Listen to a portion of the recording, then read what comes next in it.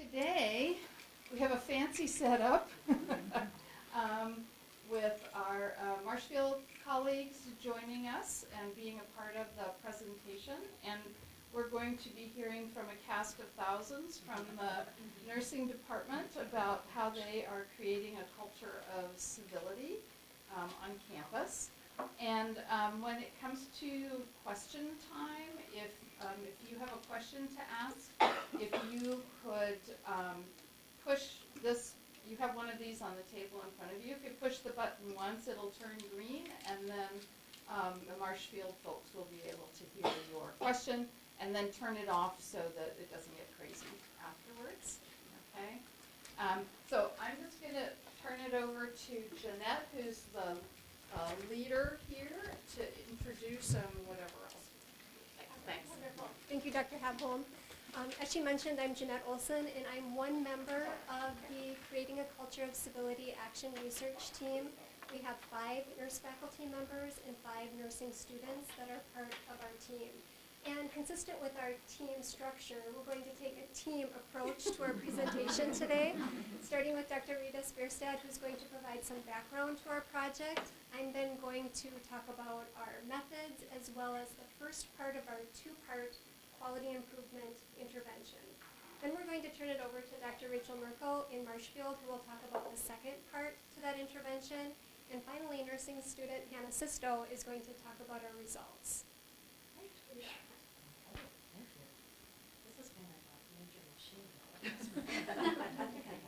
Thanks. I'm going to start with giving a little bit of a background. I was part of the initial phase 1 in 2017-18, so I'm going to just give a little bit of some background to know where we've come and where we are today. In spring of 2016, we had our first full cohort of undergraduate nursing students graduate after a fully revised undergraduate nursing curriculum. And so we had been watching the evaluation program data kind of thing and how students were doing and whatnot. Dr. Shelley Ray Paler, who is part of our team, is there in the back, Director of Evaluation at the College of Nursing, and myself, at that time I was the Director of the undergraduate program.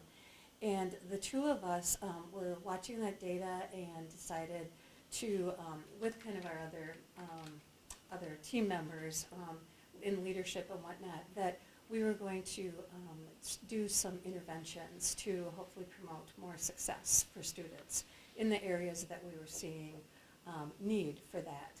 So we started that in fall of 16, and as part of that, when Shelley and I were kind of starting to do that, we also started talking about, it'd be really great to get the student perspective, not just ours. So we decided to create a faculty-student research grant, and we developed it into an action team, faculty-student team. And our purpose was that we wanted to use the action research approach to evaluate the quality improvement initiatives that we were doing. And you can see on our slide the definition of our action research.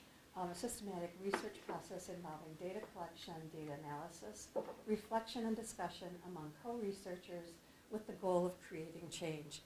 And we just found that super dynamic as we began to meet weekly.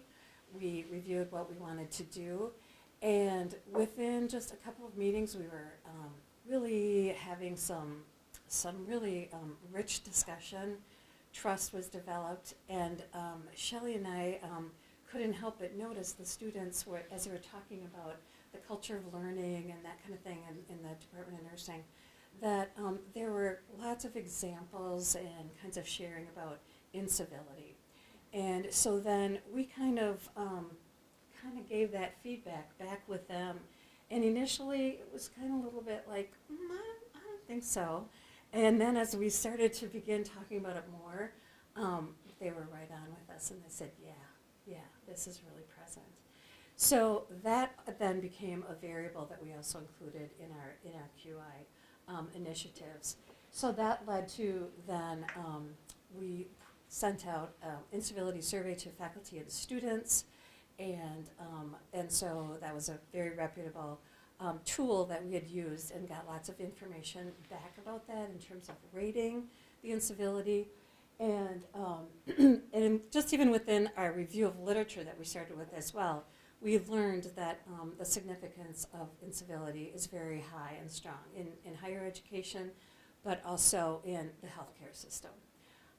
And some of the effects in the healthcare area particularly were really pretty daunting. That if students learn incivility or are a victim with it in their education, they take it with them into practice.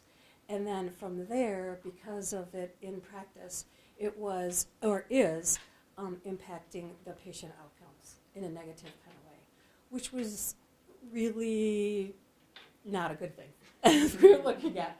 And for both the students and faculty as we were kind of dealing with that. So we did the survey on incivility, and then we did some focus groups with students, a little bit about asking about culture, the culture of learning and whatnot kind of thing. And I'm just going to briefly kind of give you the top sort of results from that survey. 70% of faculty and students both rated the overall climate of the Department of Nursing as civil. But then on the other hand, 84% answered the question about incivility in our program, and 84% faculty and students felt it was a mild to moderate problem. Okay? And so therefore that is what has been the impetus then for us moving into phase 2, creating some intervention of how we can provide education and skills for faculty and students, and that's what this phase 2 has been about. And from the comments of faculty and students, they all strongly identified effective communication as one of the strategies that would be helpful. So again, that supported where we are now with phase 2.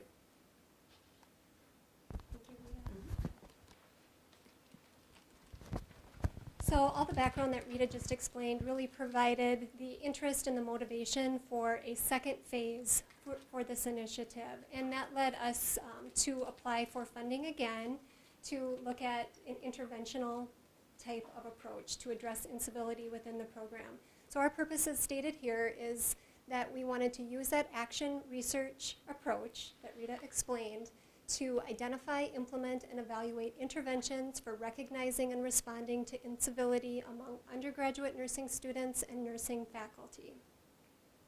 So what we found was that those students who hadn't yet graduated, who had been involved in phase 1, were very passionate about continuing in the project, and so they came on for this current year. In addition, we recruited 2 nursing students from the Marshfield campus, and that was really important in order to have input from all areas of the undergraduate program, especially considering the distance-based structure we use in our department for delivering that undergraduate education. So we had 5 students and then the 5 faculty members addressing this, and we started, of course, with a review of literature. And the students largely completed this review of literature with guidance from the faculty team members as well as research librarians. And what we were looking for was literature on interventions to address incivility and bullying in nursing education and practice. So once we got all of those results and screened them, then we divided up articles for full review and data extraction among all team members. Ultimately, we had about 18 articles that in some way addressed interventions for incivility in education or practice specific to nursing. And what we're finding is that this is really a hot topic in nursing right now, and so research is continually changing. So the evidence right now, I would say, is slim but growing. But what we were able to find from these 18 articles is some commonalities in terms of interventional components that were often used and often led to good outcomes. And so some of those interventional components included educating for awareness and, I'm just trying to think, awareness of incivility, knowledge of what it is, I guess, recognition, cognitive rehearsal, role play, and reflection. And so we were sure to incorporate that as we planned our intervention. In the midst of all of this, we also came across a great website that was created by a group of Robert Wood Johnson Nurse Fellows It's a civility toolkit. StopBullyingToolkit.org is the web address if anyone's interested, because there are some resources that would apply to non-nurses too. But this is a toolkit that's out there available to use for free to address this issue, and it includes a lot of different resources, again, just freely available, and most of them aligned with what we'd found in the literature in terms of what types of intervention components were going to be most effective. So that was really a gold mine, because we then did not need to create everything from scratch. So what we ended up doing is developing a 2-part training intervention with the goals of increasing awareness and doing some skill building. And we wanted training for both faculty and students. They're very similar, parallel trainings, but there are some differences as makes sense based on the different roles. This entire project was guided by 2 theoretical frameworks. So the first kind of overarching approach was the social ecological model. And so this is really important in thinking about the fact that incivility is going to be influenced by the interplay of a variety of factors at the interpersonal, institutional, community, and policy levels. Now, honestly, our intervention, just being an initial step, largely focused on the intra and interpersonal levels, but we did this mindful of the fact that we needed to be thinking ahead to the organizational factors that were influencing this within our department. And down the road, we will hopefully be continuing this initiative and addressing those levels in more detail. The other theoretical model that guided our project was the model of empowerment. And empowerment is frequently mentioned in incivility literature. And Worrell's model in particular looks at 4 different concepts that influence the development of empowerment, because we're wanting to empower nurses to be able to prevent and address incivility, first in nursing school and then ultimately in practice. And this problem does extend beyond nursing, so it applies to all of us in our professions, even if you're not a nurse. So those 4 concepts are listed here as collegiality, communication, autonomy, and accountability. And we aligned our objectives with these concepts. So we were hoping that by the end of our training intervention, participants would be able to describe civility, incivility, and bullying behaviors, and their colleagues' impact, or their impact on colleagues, patient outcomes in both academic and healthcare environments. We also wanted participants to be able to describe the steps to respectful conversations in difficult situations, coming back to focus on communication as that need that was identified last year. Also wanted participants to be able to apply the respectful conversations approach to a variety of difficult situations in a safe training session, and finally to reflect on personal reactions, confidence, and accountability after participating with use of the respectful conversation approach in difficult situations. So again, our objectives for our training. To do this, our training was in 2 parts, and the first part really focused on increasing awareness. And this was developed through an independent, asynchronous e-learning session that was delivered through Canvas. So what we did is issued an invitation to faculty members and to students to enroll in the Canvas course, 1 for faculty, 1 for students, and completely voluntary participation. In addition, anything they entered into Canvas as they worked through the learning strategies was completely anonymous. So if someone opted to go to the Canvas course, the first thing that they saw was an introductory video. And this we were really excited about. It was the idea of and developed by our student team members and provided like a 4-minute introduction to the project, talked about the importance of incivility in nursing education and practice, and even featured an appearance of our dean supporting this initiative and encouraging participation. So that was wonderful. After viewing the video, the next page that participants or potential participants came to was an agreement to participate page. And so this gave information about the training, identified it as a quality improvement project per our consultation with the UW-Eau Claire IRB, and then also provided team members' names in the event that anyone had any questions. And proceeding was the agreement to participate. From there, the learning activities in part 1 really focused on, again, giving information, building awareness, and stimulating self-reflection. So we had a variety of activities such as some videos participants viewed, One being an overview of incivility as an issue in healthcare, and that was a video that was developed by those Robert Wood Johnson Nurse Fellows. There was another video that's more broadly applicable, not just healthcare in its focus, and that's how incivility shuts down our brains at work. These are all hyperlinked, so if you're interested in these resources, we can send them to you after today's presentation. In addition to these informative resources, as well as some fact sheets on incivility, participants were prompted to do some self-reflection. And one of those self-reflection activities was completion of some civility indexes. So a nurse researcher, Cynthia Clark, has done a lot of work in this area, and she's developed several 20-question self-assessments. There are a couple that were relevant to faculty or staff, one about our own individual behaviors and one about the worksite climate. And then there's another one that's more guided to students, really asking about your behaviors and your thoughts, and then you rate yourself and then tally up your civility index score.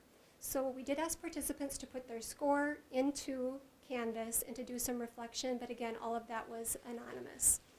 Ultimately, by the time they had gone through these informational, self-reflection, and goal-setting activities and came to the end of the e-learning session, they were given information about the Part 2 session, an agreement to participate screen, and information on scheduling, when exactly those would be held. And that leads to Rachel. Hello, can everybody hear me okay? Yes. Just want to double check. Okay, so part 2 of the project was more of the interactive component that allowed for practice of the skills that were obtained and learned in part 1. So we did offer one session for faculty that was scheduled during one of our already set aside faculty forum times in early February, I believe. For the students, we offered 4 different sessions that we hoped would allow for some flexibility in allowing them to attend due to their differing schedules. Both sessions were largely the same in structure for students and faculty, but as Jeanette mentioned earlier, there was some differences between the two. Each had a debriefing of the Part 1 training, which included a review of the models that Jeanette discussed.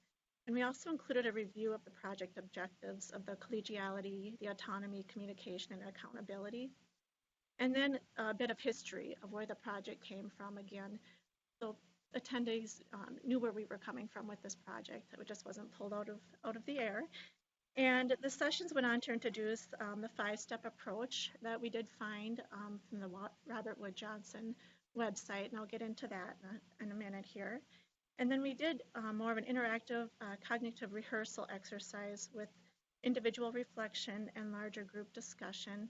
And then small group practice was also provided with role play and again individual reflection and small group practice and larger discussion. You'll just turn to the next slide, please.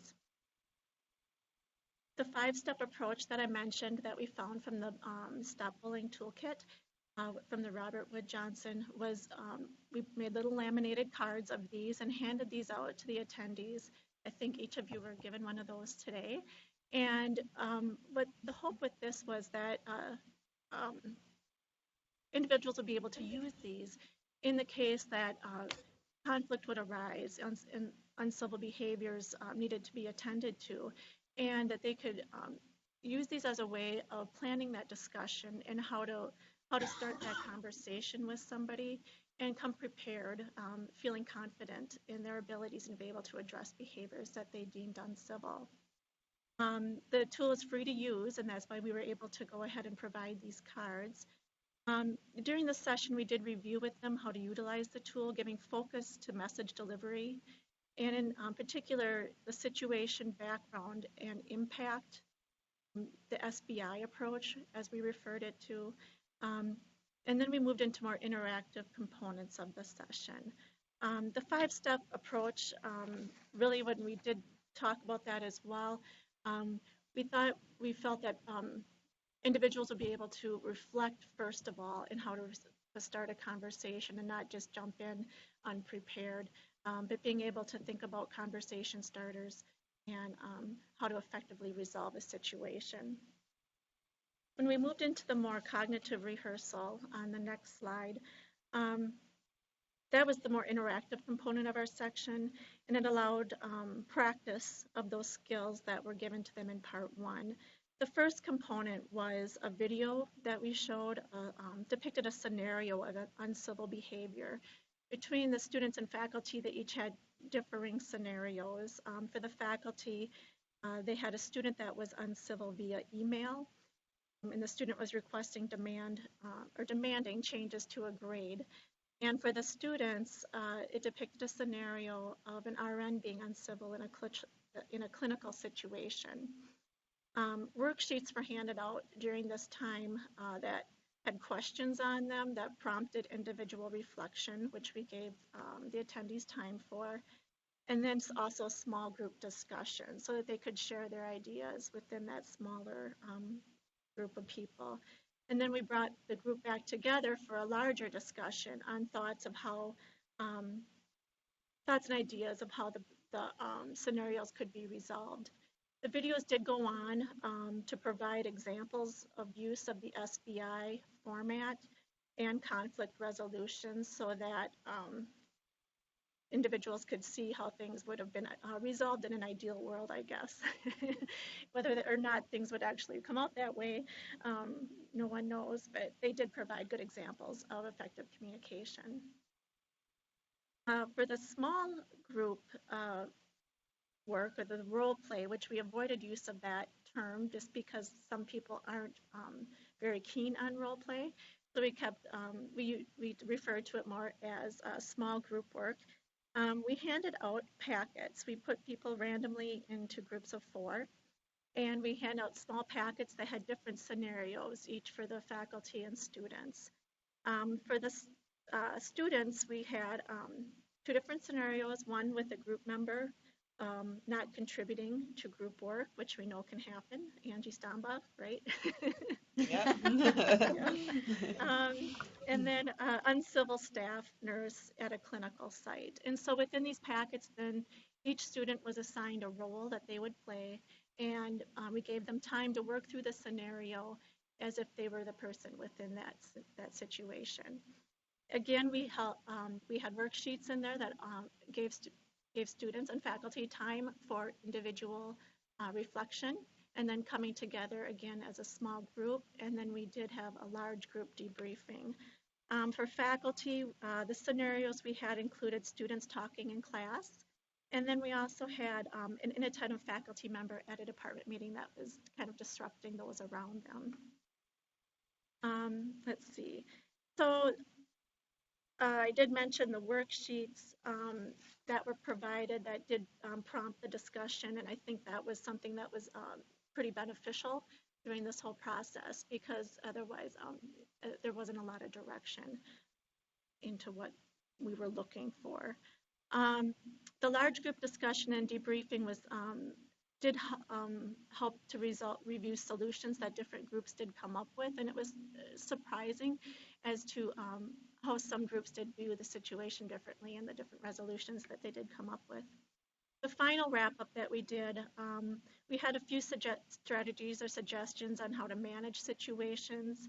We also had some conversation starters, just examples of how to approach individuals when situations arise. And then we also did ask the attendees for some examples of how what they learned could be utilized in future situations, so that we could see some application in their knowledge of what they gained through the session.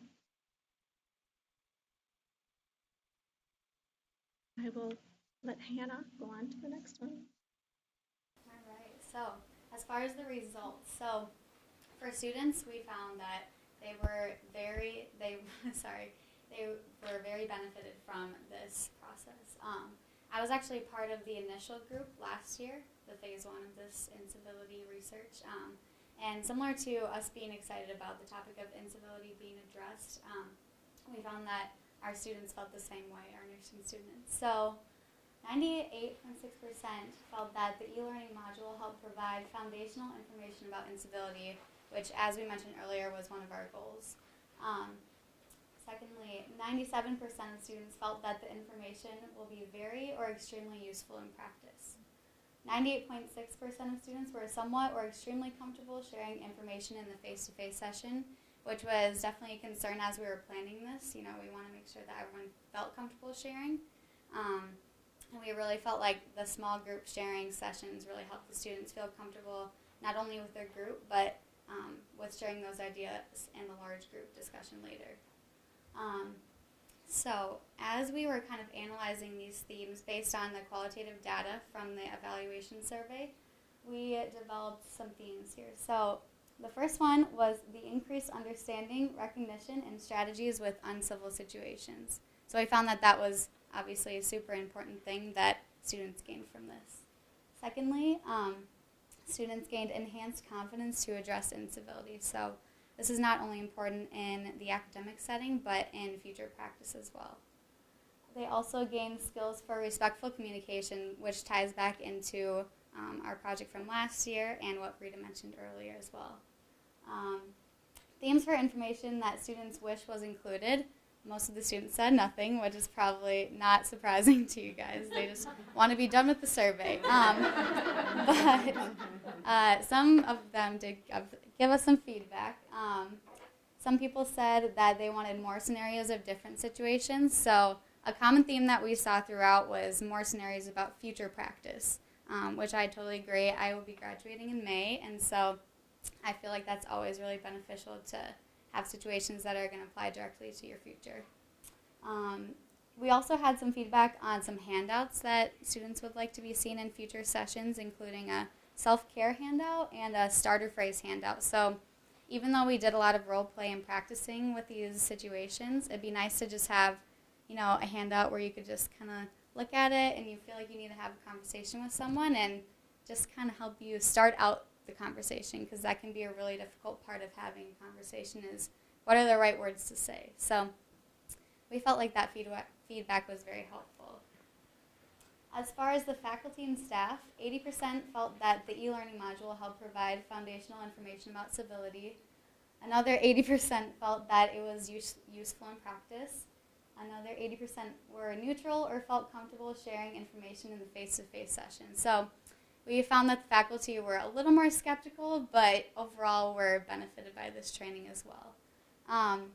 Some themes that we developed for how the faculty and staff envision using this information include communicating during difficult situations, which again was a theme with the students as well, so we wanted those to kind of be parallel, so that was really good. Integrating teaching strategies to promote student learning, which also ties back into our initial research project, which kind of included a culture of learning in addition to incivility, which was good to see that we incorporated that within this training. Thirdly, increasing self-awareness and role modeling was a big theme that kind of developed throughout, and we also really discussed a lot in our group meetings that as faculty and staff, you really want to have that role modeling to students, because what we see as students is what we're going to want to be like or not want to be like, and so it's all kind of a chain reaction in that way. Faculty did have some more feedback as far as future ideas for programs. So some themes that we developed were including more examples and strategies. So where students are kind of, you know, they all are going to be in nursing school and they're all going to go into future practice. So it's a little bit easier to cater to all of their needs because they're a little more similar.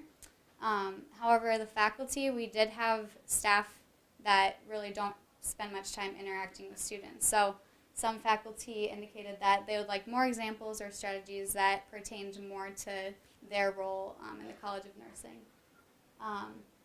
And just to add on to that too, the people that indicated that they would like to have further training in their role within the College of Nursing, we did do some follow-up with them and their needs were addressed as well. Moving along, they would like to recognize the impact of the context, emotion, and diversity of this topic of incivility. We had some really valuable feedback addressing that this is a difficult topic and there is a lot of emotion involved, so just addressing that and kind of giving background on why it is so hard to have a difficult conversation with someone and the emotion of all of us humans. So I think that was valuable feedback. They also, yes, as I mentioned, the more non-teaching and coworker incivility content, and overall just changing the culture, which is really what we're trying to do here. So I think that was very good feedback in general. But did you have any final words, Jeanette? Yeah. So we allowed for some time for questions and answers, and we're ready to take them.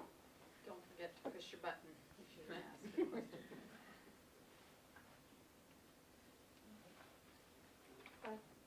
So this looks like it should be extended across the entire university. So does CETL have any plans for maybe picking this up? And I particularly was honing in on that very last bullet there, where changing the culture. I think faculty and staff and students would all like to see changing the culture to be more civil during tumultuous times, which is what we operate. That's our new norm. So if that could be a possibility. I had looked at the Clark Civility Index, like for faculty, because there are some specific clinical questions on there, but a lot of them are general interactions, work environment, being a faculty member or staff. Yeah, I mean, yeah, it's sitting right here. But the thing is, I didn't know if the author would let us use it from, because you did have to get permission from the author to use it. So when I checked into it, it was like, oh, they need permission. But there are things like,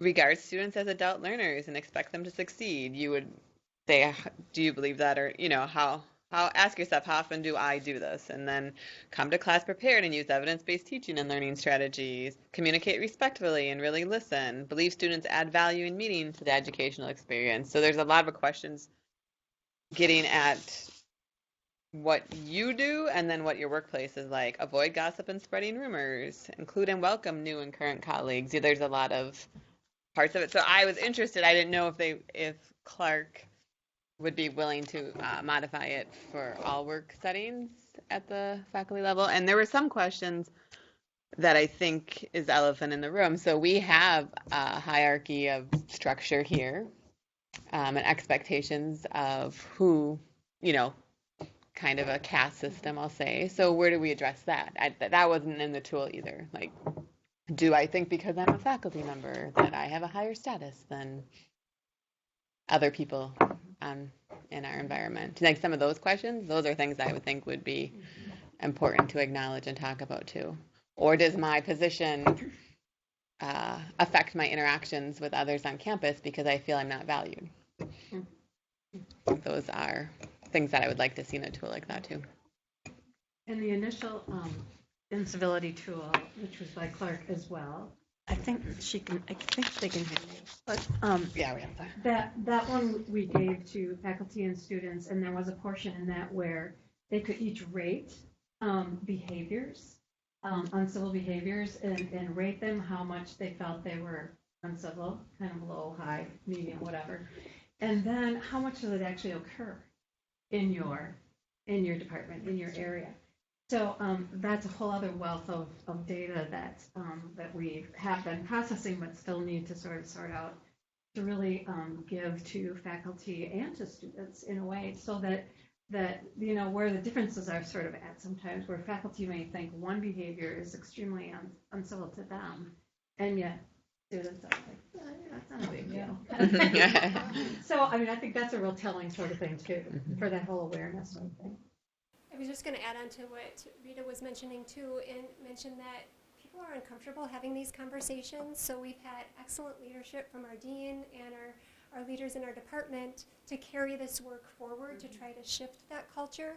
But when you're in a large meeting, nobody wants to speak up. So we had a little discussion in our action team meeting last night about how we can more effectively maybe start to generate some of those conversations. And I think going back to small groups is the place to start. My question goes back a little bit to what you just said and data that you presented on the very first slide.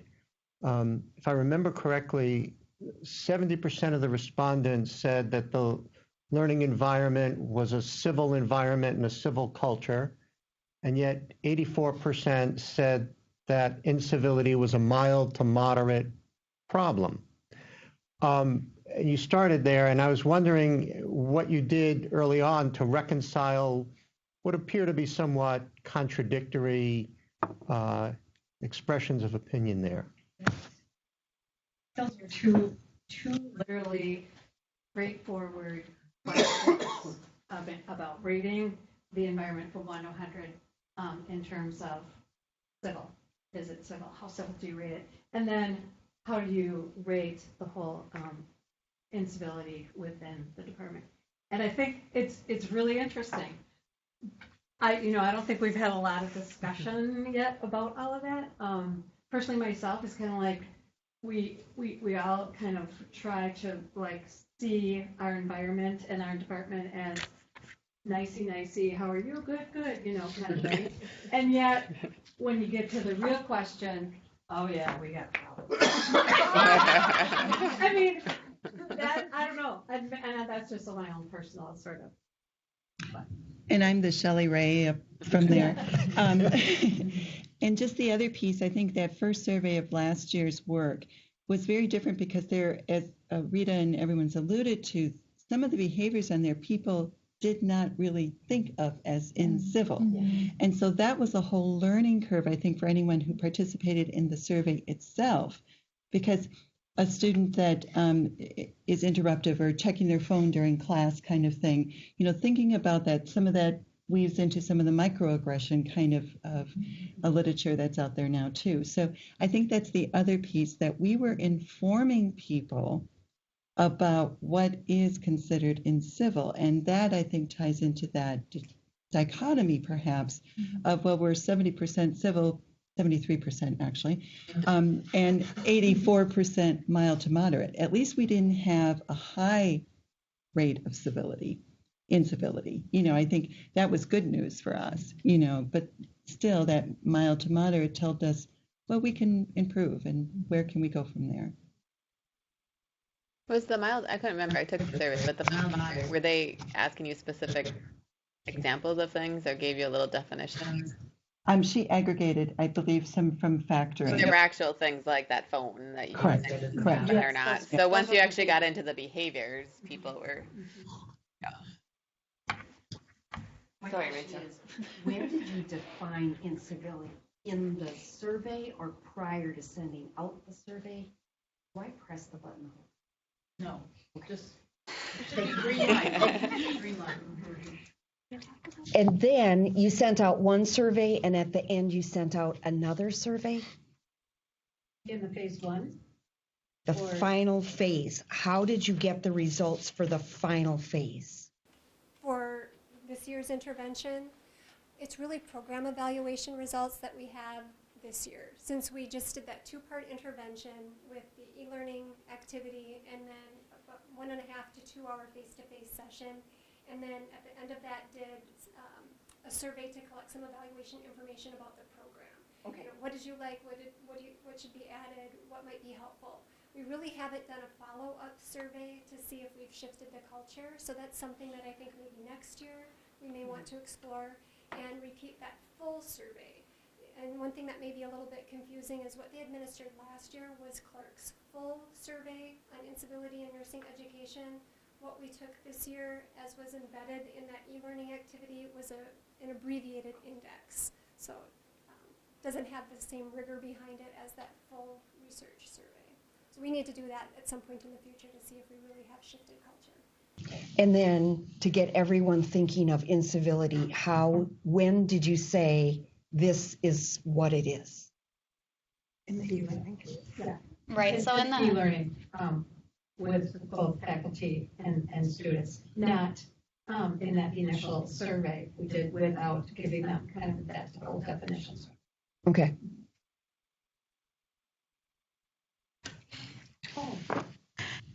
Okay. That should be green light. Oh, okay. So I think it's on. So first of all, I have to say I just celebrate this work. And for me, as I look at what has evolved in our college, it's been transformative.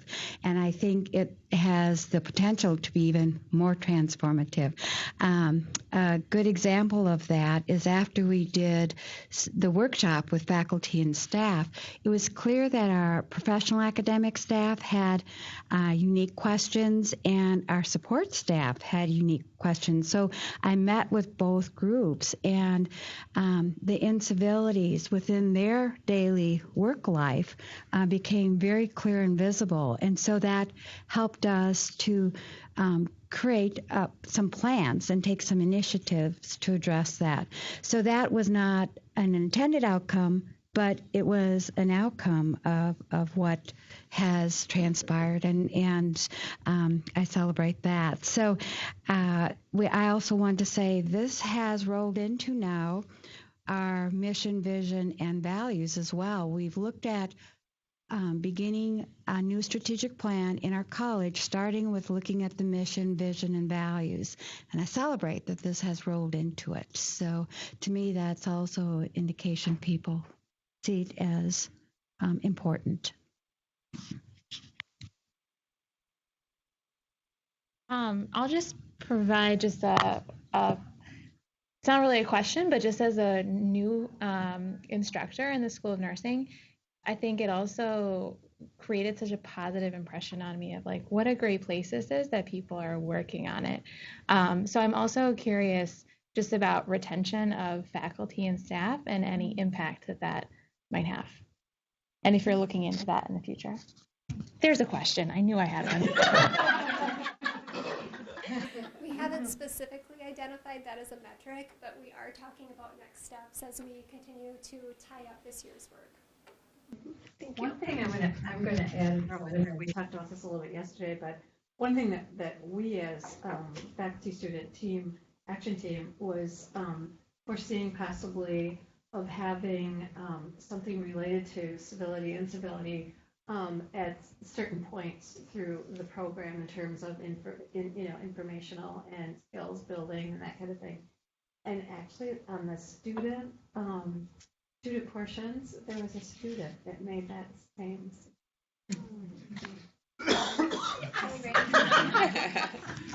And I think Catherine is working on an orientation for our sophomore 2 students so that they will get this information right as they're entering the program. So she's working on that. We have one of our other two faculty members who are going to hopefully be working on something for our senior 2s who are graduating to give them more concentrated scenarios as they leave the program. So what are they going to experience in practice? Because that is where the literature is so strong. The first year that nursing graduates start in their new position, they leave, so there's a high poor retention rate because of the incivility they might be experiencing as new grads. Data-wise, I already have planned for when this May group graduates now. Actually, last year's group, because I can start taking credit there. We have alumni surveys we have to do for our accreditors, but I've got some open-ended questions we're going to add to that survey just to see what our own graduates, if this program helped them in their first jobs or not, to getting that kind of feedback so that we know ongoing if this is a program that has made a difference for our students. We gave the students also a certificate. Well, faculty got one as well. But students received a certificate for participating in the program, which they were allowed, we encouraged them to put it on their resume and also portfolios depending on, and we had actually one of our graduates from December who'd been a part of last year's project as well as this year's project until she graduated. They graduate on us, but she said during her interview, she had 2 interviews at 2 different places, and both of them zeroed in on this action research project, this incivility. One of the institutions already had her on a committee to help down there with that. So again, the hot topic button issue, but we're thinking that by having it on the resume that they've participated, it does give them that employer kind of looking at them as someone different, having coming in with this information. Of course, the whole action research process too, and thanks to Susan Mack and Angie for being instrumental in kind of getting that all out there in the literature and whatnot. But it was an amazing experience to just work with faculty and students and be at a level together with trust and openness and respect and communication. And that, I think, I just can't say how fabulous that process was. We have an article submitted, but we'll see how it's published. Any other questions? Thank you all for coming. Let's thank our speakers.